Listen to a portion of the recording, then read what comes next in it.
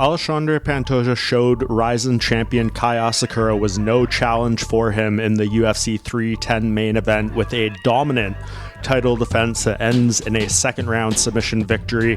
Pantoja, the first to tap or put to sleep Asakura by a submission in MMA, and his now third flyweight title defense, continues to dominate this division, and he is now running out of real challengers, fresh challengers. We all know the story. The reason this fight happened is because Pantoja has beaten most of the top 10 in this weight class multiple times over, 9-0 coming into this fight against the current flyweight top 10, likely to be 10-0 now when Asakura is ranked next week, and it puts him in a difficult spot to the point where he comes out after the fight and calls out Demetrius Johnson, of course the former UFC flyweight champion, arguably the only better flyweight in UFC history than Pantoja at this point, who is now retired. Pantoja invites Johnson to come out of retirement and fight him. Of course, we know Demetrius Johnson was traded from the UFC and went to one championship where he closed out his career and retired earlier this year.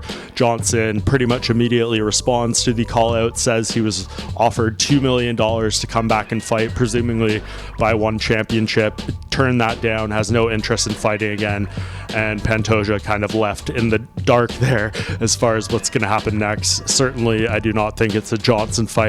He tried to encourage him upon hearing about the tweet, telling him that this is about legacy, it's not about money, but I think Johnson is comfortable in retirement. There's no real allure for him to come back at this point. Maybe if the money was even crazier than $2 million, I don't see the UFC doing that, let alone the uncertainty with his contract status with one championship. So this feels like a bit of a pipe dream at this point, but I understand Pantoja's motives for trying to do this call out.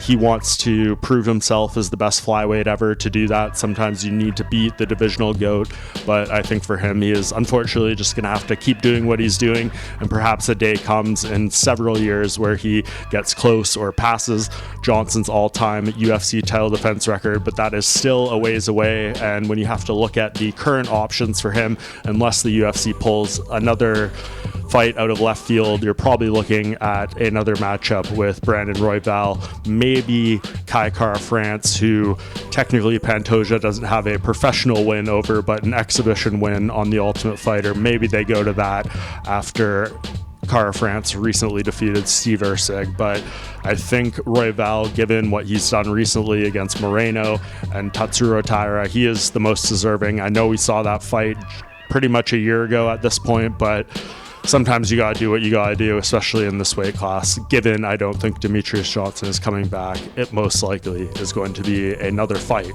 with Brandon Royval for Alexandre Pantoja.